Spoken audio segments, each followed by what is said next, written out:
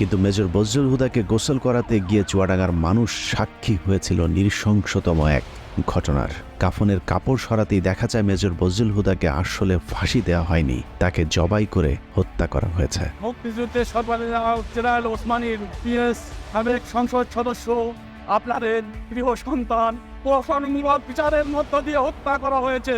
আমরা এ হত্যার বিচার চাই।